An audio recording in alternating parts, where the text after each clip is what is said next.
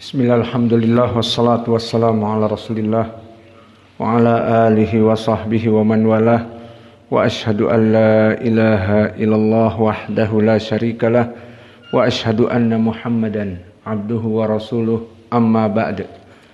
Alhamdulillah fi hadal yawm yawmusani min syahri Ramadan. Pada hari ini hari kedua dari bulan Ramadan, kita lanjutkan kajian di Fakultas Ilmu Aqidah setelah salat duhur dari kitab Al-Aqidah Al-Wasithiyah.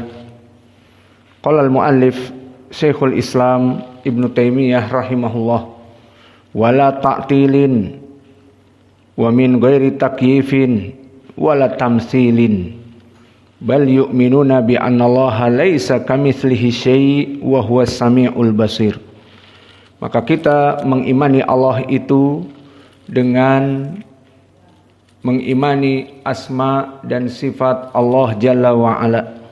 Wala ta'til, tidak menafikannya, baik secara keseluruhan seperti kelompok Al-Jahmiyah menafikan seluruh sifat Allah, dan Al-Mu'tazilah menafikan seluruh sifat Allah kecuali namanya. Wa min ghairi takyifin, dan tanpa menanyakan bagaimana dan bagaimana. Maka ini akidah Ahlussunnah. Wala tamsil, dan tidak juga menyepertikan Allah dengan makhluknya. Maka menyepertikan Allah dengan makhluk itu tidak boleh. Sifat-sifat Allah berbeda dengan makhluk. Bal yu'minuna bi annallaha, dan bahkan kita mengimani bahwa Allah itu laisa kamitslihi syai'. Laisa kamitslihi syai' wa huwas samiul basir. Bahwa kita meyakini Allah itu tidak sama dengan makhluknya. Wa huwas samiul basir, dan Dia Maha mendengar dan Maha melihat. Maka di dalam ayat ini barakallahu fikum menjadi pendalilan bagi kita penafian kepada kelompok al-musyabbihah, yang mana mereka menyerupakan Allah dengan makhluknya. Dan di ayat ini pun pendalilan tentang penafian orang-orang yang menafikan asma wa sifat. Maka ayat ini satu ayat ada dua alinea. Alinea yang pertama membantah al-musyabbihah yang menyepertikan Allah dengan makhluknya. Laisa kamitslihi syai'. Dan alinea yang kedua wa huwas samiul basir, ini membantah kelompok Al-Jahmiyah yang tidak mau menetapkan sifat Allah secara keseluruhan, atau sebagian seperti kelompok Al-Asy'ariyah, Maturidiyah, Kullabiyah yang menetapkan sebagian dan menafikan sebagian. Fala yanfuna anhu wa ma wasafa bihi nafsahu wa la yuharrifuna al-kalima an mawadhi'ihi. Maka tidak boleh kita menafikan dari apa yang Dia sifatkan di Al-Quran atau di hadis, dan tidak boleh kita mentahrif. Dan makna mentahrif memalingkan makna yang benar kepada makna yang tidak benar dengan qarinah baik lugatil arabiyah atau sebagainya. Seperti misalnya mereka mengatakan Allah mempunyai tangan, bal yadahu mabsutatan, Allah mempunyai kedua tangan. Diartikan oleh mereka tangan bukan tangan, tetapi kekuatan atau kenikmatan. Maka dari sini mereka memalingkan makna tangan yang bimakna kembali kepada lugatul arabiyah, tangan dipalingkan menjadi kekuatan atau kenikmatan. Maka ini contoh wala yuharrifunal kalima an mawadhi'ihi. Jangan engkau palingkan kalimat-kalimat dari tempatnya. Wala yulhiduna fi asma'illah wa ayatihi. Maka kalimat wala yulhidun, apa makna al-lahad? Dari segi lugah al-lahad disebutkan oleh Arab adalah ma'khud minal mail, diambil dari kecondongan. Maka kalimat lahad jika kita kembali kepada kuburan Antum bahasa Indonesia juga mendengar sampai dimasukkan ke liang lahat. Nah, liang lahat itu dari lahad. Maka apa itu lahad? Jika kalian melihat kuburan, kuburan itu dimasukkan dalam keadaan kotak.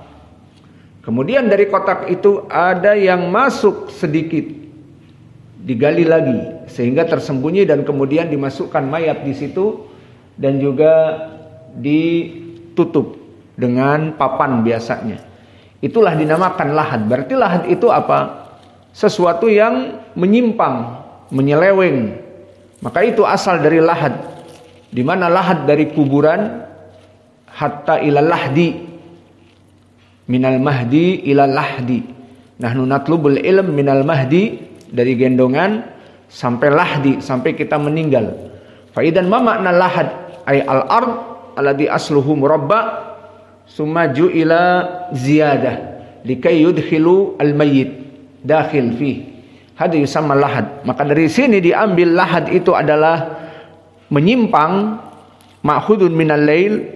Maka makna di dalam ucapan asy-syekh wal ilhad fi asma'illah huwa udul, bahwa penyimpangan di dalam asma Allah adalah mereka melaksanakan penyimpangan seperti al-lahad yang digali kemudian ke sebelah kanan.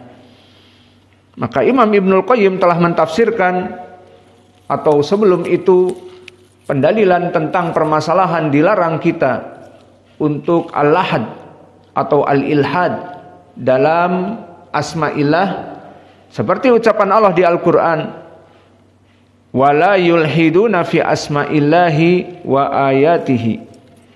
Maka janganlah kalian melaksanakan ilhad fi asma'illahi wa ayatihi. Ini ucapan Syekhul Islam beristidlal dengan dua ayat Al-Quran. Yang pertama ma'ruf di surat Al-A'raf, walillahil asma'ul husna fad'uhu biha wadarul ladina yulhiduna fi asma'ih wa mada sayujzauna ma kanu ya'malun. Walillahil asma'ul husna, bagi Allah nama-nama yang baik. Fad'uhu biha, maka kamu berdoa dengan nama yang baik itu. Wadarul ladina yulhiduna fi asma'ih, awas. Wadarul ladina yulhiduna fi asma'ih, hati-hati bagi mereka orang-orang yang yulhidun, yang berpaling dari nama-nama Allah. Sayujzauna ma kanu ya'malun, Allah akan Rahman Isma, maka Allah akan yujzauna ma kanu ya'malun, membalas dari perbuatannya. Fi ayat surah hadi? Fi ayat surah? Yani anta musafir min awal ila akhir. Subhanallah. Ada doya. Jalis fi majlis lakin ma tafham. Yal'ab, yarsum. Yang lainnya sama seperti itu. Sibuk menggambar, sibuk menulis, tidur. Allahul musta'an. Inilah syaitan di majelis ilmu, mereka sibuk. Bisa jadi dia duduk 1 jam bengong, tidak paham apa yang dikatakan. Bisa jadi dia 1 jam memaksakan diri, ngantuk dan sebagainya, tidak bermanfaat. Bisa jadi 1 jam dia menggambar, selesai pelajaran, selesai hasil karya, Naruto dan seterusnya. Allahul musta'an. Perhatikan, syaitan benci kepada kalian dari menuntut ilmu. Menuntut ilmu adalah perjuangan yang besar. Bagaimana mentransfer ilmu dari guru, dari ucapan Allah, ucapan Rasul. Ada kadang-kadang memang guru yang mungkin membosankan. Hanya terjemah, anak pun bisa nerjemah. Hanya baca kitab diterjemahkan, aku pun udah bisa menerjemahkan. Namun di sini lain, tidak ada kita menerjemah. Di sini adalah penjabaran dari ilmu-ilmu yang ada, dan ini masalah akidah. Tidak pantas ilmu akidah kalian menggambar. Setelah itu nggak tahu apa yang dimasalahkan. Mungkin jadi ucapan-ucapan orang-orang sesat yang masuk kepada pemikiran kalian. Maka kembali kepada ayat, bahwa permasalahan ilhad kepada asma'illah itu tidak boleh. Berdalil dengan ayat Al-Quran di surat Al-A'raf, walillahil asma'ul husna fad'uhu biha. Maka bagi Allah itu nama-nama yang baik, berdoalah dengannya. Wadarul ladina yulhiduna fi asma'ih. Maka hati-hati bagi mereka orang-orang yang yulhiduna fi asma'ih, yang menyalahi dari nama-nama Allah, menafikan nama-nama Allah. Sayudzawna ma kanu ya'malun, maka akan dibalas dari perbuatan mereka oleh Allah. Ini ayat yang pertama di surat Al-A'raf ayat 180. Di ayat yang kedua di surat Fussilat 41. Innal ladina yulhiduna fi ayatina la yakhfauna alaina. Maka mereka orang-orang yang ilhad kepada ayat-ayat kami, tidak mau menerima nama-nama Allah dan ilhad, berbuat dosa kepada ayat-ayat kami, la yakhfauna alaina, maka mereka tidak tersembunyi dari kami. Allah Maha mengetahui keadaan mereka. Maka al-ilhad dalam permasalahan asma wa sifat itu bagaimana? Ilhad di dalam permasalahan asma wa sifat yang tadi disebutkan diharamkan oleh Allah, wadharul ladina yulhiduna fi asma'ih, maka awas, hati-hati bagi mereka orang-orang yang ilhad kepada nama-nama Allah. Sayudzawna ma kanu ya'malun, mereka akan dibalas dengan apa yang mereka perbuat. Dan ayat di Fussilat tadi, innal ladina yulhiduna fi ayatina la yakhfauna alaina. Awas, hati-hati orang-orang yang ilhad atas asma wa sifat, Allah Maha mengetahui. Lalu apa itu ilhad fi asma'illahi ta'ala? Bagaimana bentuknya? Bentuknya disebutkan oleh para ulama ada 4 jenis. 4 jenis contoh ilhad. Maka orang-orang yang masuk kepada permasalahan ini masuk kepada ilhad dalam asma'illah. Al-awwal, yang pertama keadaannya, antusamiyal asnam biha, memberikan nama-nama patung-patung yang disembah, kuburan-kuburan yang disembah, wali-wali yang disembah selain Allah, diberikan dengan nama dari Allah. Maka dulu orang-orang musyrik kafir, mereka menyebut sesembahan selain Allah dengan Lat. Maka Al-Lata itu diambil dari Al-Ilah atau Al-Alihah menjadi Al-Lata. Wa kadzalika Al-Uzza, sembahan yang kedua yang besar. Maka Al-Uzza minal Aziz. Maka penyelewengan makna, pelesetan makna dari nama Allah kepada nama makhluk yang disembah selain Allah. Al-Aziz, nama Allah, menjadi Al-Uzza, disembah selain Allah. Al-Ilah atau Al-Alihah menjadi Lat, ini pun dinamakan ilhad, menjadikan nama-nama Allah untuk nama-nama makhluk yang disembah selain Allah. Allahul musta'an. Dan yang kedua, dari ilhad dengan nama Allah, kita memberikan nama-nama bagi Allah yang tidak pantas dan bid'ah, bukan sumbernya dari Allah. Siapa yang bisa memberikan contoh?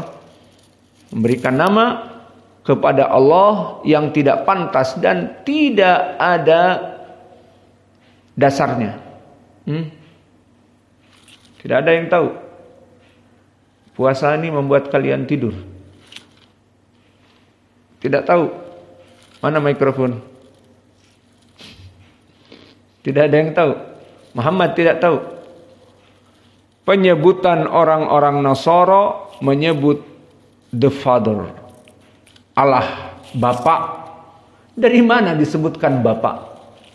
Nah, inilah dari contoh bagaimana yulhidun. Maka mereka mengatakan Allah Jalla wa'ala sebagai Bapak di surga. Maka mereka mengetuk kening mereka dan dada kanan dan dada kiri, mereka berkeyakinan saat mengetuk kening disebutkan for the Father and His Son and the soul of the Spirit. Maka mereka melaksanakan ilhad dengan menyebut Allah Bapa. Maka disebut Bapa Allah itu. Sama seperti saya, bapak. Bapak dari anak-anak kita berapa ya, akhi? Lupa. Sama anak murid juga. Al-muhim, tasmiyah bima la yalik bijalalihi itu termasuk ilhad. Memberikan nama kepada Allah dari perkara yang tidak pantas. Kenapa tidak pantas? Karena Allah menafikan. Lam yalid walam yulad. Bahwa Allah itu tidak dilahirkan dan tidak melahirkan. Tidak seperti bapak manusia melahirkan anak ibunya atau istrinya dikarenakan dari dia benihnya. Bukan masalah itu. Maka Allah berbeda dengan makhluknya, maka penyebutan untuk Allah itu dengan istilah mereka the Father, Bapak, maka ini penghinaan yang besar bagi Allah. Dan telah datang hadis Ibnu Mas'ud yang ma'ruf, telah kita ulang. Syatamani Ibnu Adam, bahwa Bani Adam telah mencelaku, telah menempeleng wajahku, itu maknanya. Kenapa? Aku menciptakan dia, memberikan rizki kepada dia, menjadi besar dengan rizki. Yang harusnya beribadah malah mengatakan, Innallaha ittakhadha zaujan wa waladan. Bahwa Allah mengambil istri dan anak. Dijadikan Allah itu menjadi Allah Bapa, dan anaknya Yesus Kristus menjadi anak Allah, anak Allah tapi anak Allah al-Musta'an. Maka yang ketiga, wasafahu bima yata'ala anhu wa yataqaddas minan naqais, dan memberikan makna-makna atau nama-nama kepada Allah dari perkara-perkara yang buruk, perkara-perkara yang tidak pantas. Seperti innallaha faqir. Penyifatan ini siapa yang berkata? Al-Yahud di dalam surat Al-Baqarah. Maka dibantah oleh Allah, bal yadahu mabsutatan yunfiqu kaifa yasha. Di saat mereka mengatakan Allah tangannya terbelenggu, fakir, maka dijawab oleh Allah, bal, katakanlah tidak seperti itu. Yadahu mabsutatan, tangan Allah itu terbuka. Yunfiqu kaifa yasha, Allah memberikan infak kepada siapa yang diinginkan. Maka ini contoh yang ketiga, memberikan sifat-sifat untuk Allah yang sifat itu rendah, merendahkan Allah. Maka mereka mengatakan Allah fakir, Allah musta'an. Dan yang ketiga atau yang keempat, ta'tilul asma an ma'aniha. Memberikan mereka nama untuk Allah tetapi membatalkan maknanya. Dan ini yang dilaksanakan oleh orang-orang yang selalu mentahrif. Maka kalimat yadullah, tangan Allah, itu bukan tangan tetapi demikian dan demikian. Nah, begitupun dalam asma was sifat. Allah ghafurun, Allah maha pengampun. Bukan maknanya seperti itu. Allahu huwa razzaqu, dia maha pemberi rizki. Allah tidak begitu maknanya. Sehingga dipalingkan kepada makna yang lain. Maka inilah 4 contoh dari ilhad. Orang-orang yang masuk kepada 4 perkara tadi diancam oleh ayat Allah, wa dzarul ladina yulhiduna fi asma'ih sayudzawna ma kanu ya'malun. Maka hati-hati bagi mereka orang-orang yang mengilhadkan nama-nama Allah. Bagaimana tadi? 4 perkara. Menjadikan nama bagi Allah yang tidak pantas. Dan Allah mengatakan innal ladina yulhiduna fi ayatina la yakhfauna alaina. Awas, kami tidak gaib. Kami tidak hilang dari pandangan kalian. Kami mengetahui siapa orang-orang yang melaksanakan ilhad kepada nama-nama dan sifat-sifat kami. Maka oleh sebab itu ahlu sunnah kembali kepada matan, wala yukayyifuna wala yumathiluna sifatihi bisifati khalqihi. Maka selesai dari ilhad, kembali kepada matan. Maka tidak pantas bagi seorang mukmin untuk menanya-nanyakan bagaimana dari sifat Allah tersebut, atau memisalkan sifat Allah dengan sifat hambanya. 2 perkara di sini tidak boleh menanya-nanyakan bagaimananya dan menyepertikan Allah itu. Karena keduanya di sini tidak bisa didapatkan. Kita tidak pernah melihat Allah. dan di dunia tidak mampu melihat Allah sama sekali. Seperti permintaan Allah untuk melihat di dunia, di surat Al-A'raf Allah katakan lan tarani, kamu pasti tidak akan mampu melihat aku. Dan di riwayat Muslim secara mu'allaq dari Abi Umamah berkata Rasulullah sallallahu alaihi wasallam, innakum lan tarau rabbakum hatta tamutu, kalian tidak akan mampu melihat Allah di dunia sampai kalian mati. Maka di sini karena kita tidak bisa melihat Allah, tidak bisa kita nukayyif. Apa nukayyif? Menanyakan bagaimana. Mendengar ayat Ar-Rahman 'alal arsy istawa, Allah itu bersemayam di atas ars, narji', nas'al. Ma makna al-istawa? Ma'lum. Kaifa Allah istawa? Majhul. Membaca ayat wa wajhu rabbika dzul jalali wal ikram, Allah mempunyai wajah yang maha mulia dan yang tersisa hanya wajah Allah. Allah punya wajah, iya. Wajahnya bagaimana? Wajahnya seperti siapa? Ganteng ataupun tidak ganteng dan seterusnya. Maka ini takyif dilarang. Dan juga tamsil, yumatsiluna sifatihi bi sifati khalqihi, menyepertikan Allah dengan makhluknya. Wajah Allah seperti wajah fulan, tangan Allah seperti tangan fulan. Ini pun tidak boleh. Karena apa tadi? Kita tidak bisa melihat Allah. Bagaimana mensifatkan dengan makhluk padahal kita tidak pernah melihat Allah? Kenapa ini semua? Li'annahu subhanahu la samiyalahu wala kuf'alahu wala niddalahu. Kenapa itu semua tidak bisa kita laksanakan, menyepertikan Allah dan mentakyif? Li'annahu, karena Allah subhanahu la samiyalahu. Apa makna la samiyalahu?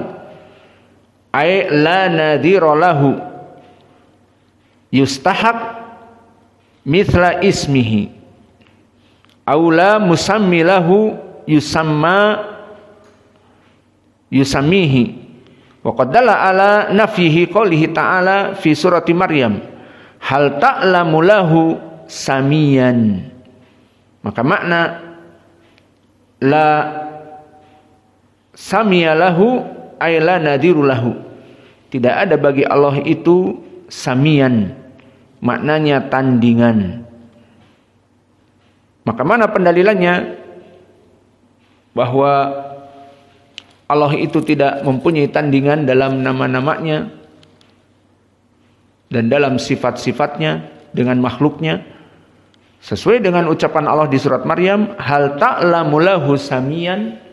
Maka hal di sini istifham ingkari, jangan diartikan apakah.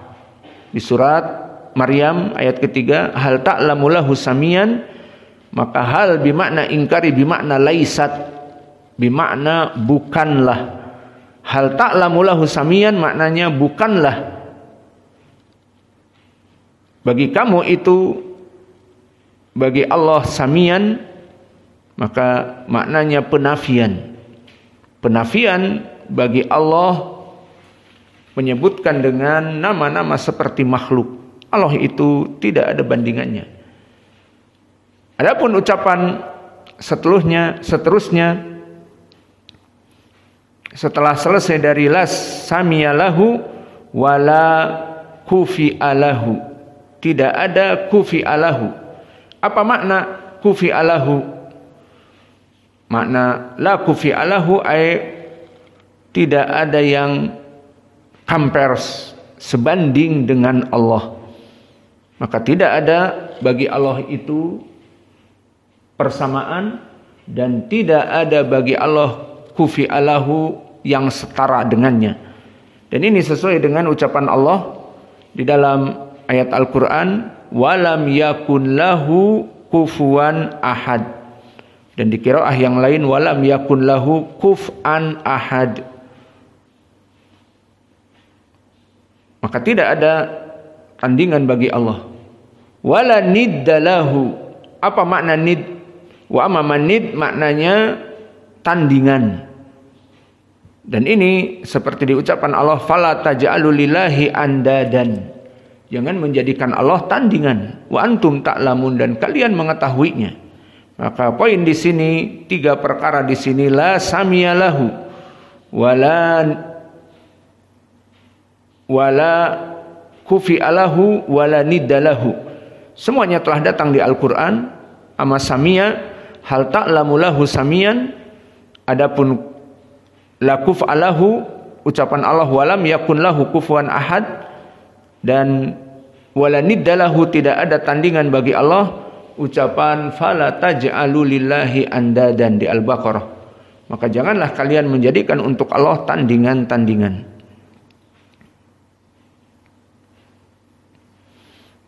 Kemudian berkata penulis, wala yuqasu bi khalqihi subhanahu wa ta'ala, maka tidak boleh Allah itu dikiaskan seperti hamba-hambanya. Jelas tidak boleh, karena Allah berbeda dengan hamba-hambanya.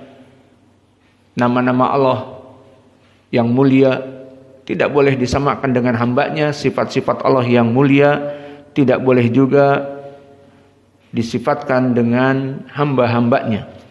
Malah wala yuqas bi khalqihi subhanahu wa ta'ala, tidak boleh dikiaskan dengan hamba-hambanya.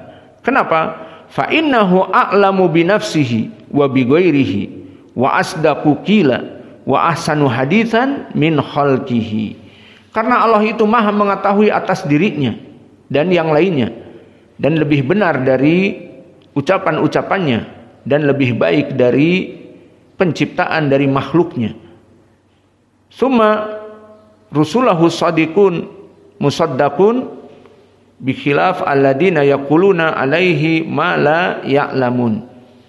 Kemudian Allah mengutus para rasul yang ucapannya itu benar sebagai wahyu, maka mereka pun mengucapkan dengan permasalahan al-asma was sifat.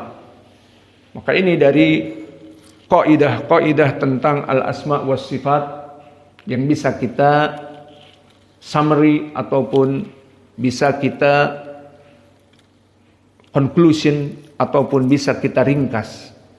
Maka yang bisa kita ringkas, pertama, Ahlus Sunnah menetapkan sifat dan nama-nama Allah sesuai dari yang Allah kabarkan di Al-Quran atau Nabi di dalam hadis-hadis yang sahih. Ini yang pertama.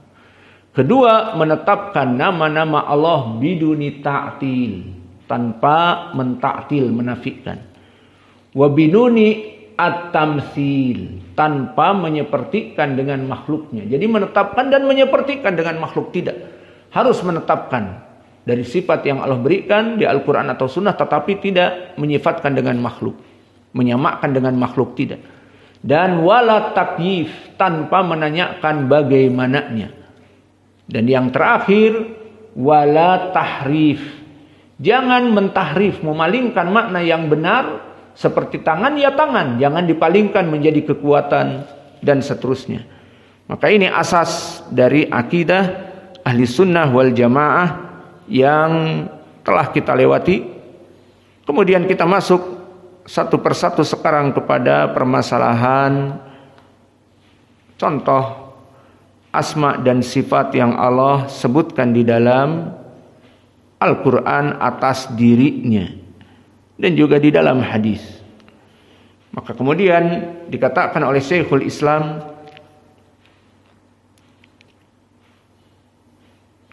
walihada qala subhana rabbika rabbil izzati amma yasifun wa salamun alal mursalin walhamdulillahi rabbil alamin.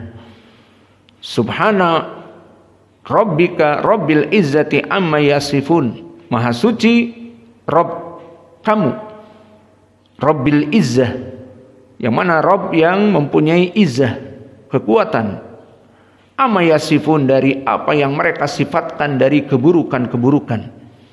Maka di dalam ayat ini barakallahu fikum berkata Syekhul Islam, fasabbaha nafsahu amma wasafahu bihi al-mukhalifun li rasul. Maka Allah sabbaha nafsahu. Apa makna sabbaha nafsahu? Allah mensucikan dirinya dari sifat-sifat orang-orang yang menyelisihi Rasul. Wa sallama 'alal mursalin li salamati ma qaluhu minan naqs wal aib. Maka Allah menjadikan dirinya suci dari keburukan-keburukan, dari orang-orang yang membenci para nabi dan mereka menghina Allah Jalla wa Ala. Maka di dalam ayat ini faidah bagi kita penetapan sifat as-subuh. Apa itu as-subuh? Menggunakan sin. As-subuh. Maka di sini di dalam ayat ini, ayat As-Saffat ayat 180, Subhana rabbika rabbil izzati amma yasifun, itu penetapan sifat as-subuh. Apa sifat as-subuh?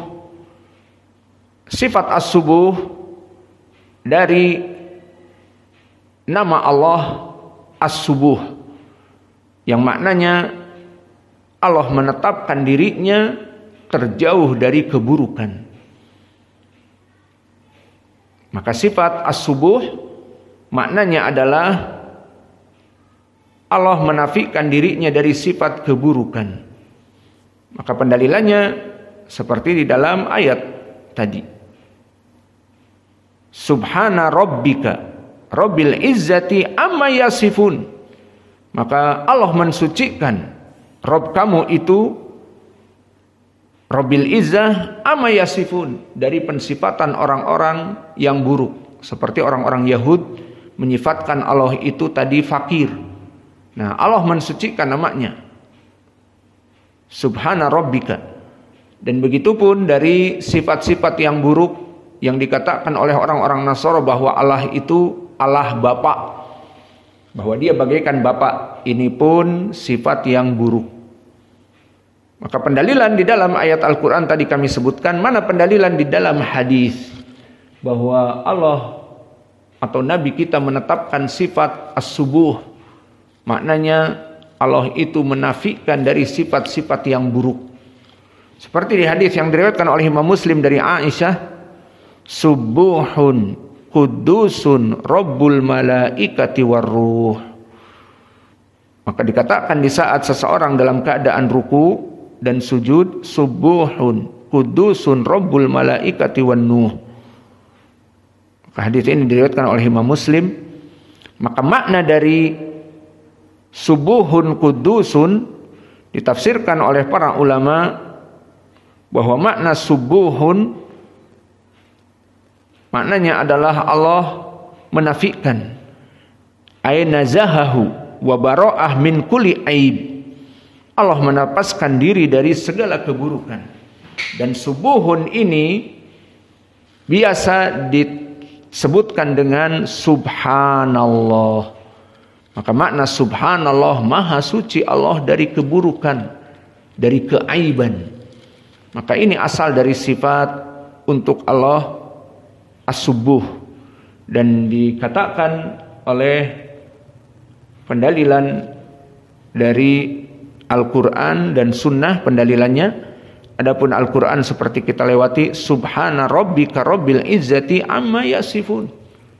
Adapun pendalilan dari hadis, maka tadi di hadis Aisyah, subuhun kudusun rabbul malaikati warruh. Maka di sini Allah subuhun, Allah menafikan dari segala sifat-sifat yang buruk. Mungkin ini yang bisa kita berikan dari sifat-sifat yang Allah contohkan di dalam kitab Al-Wasithiyah.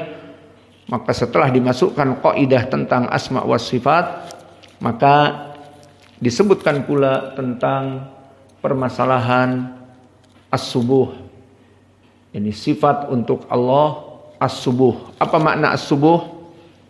Allah mensucikan dari segala keburukan, yang istilahnya dengan subhanallah. Maka antum paham sekarang apa sih makna seorang muslim mendoakan atau berzikir subhanallah. Jika ada sesuatu yang mencengangkan dia, subhanallah.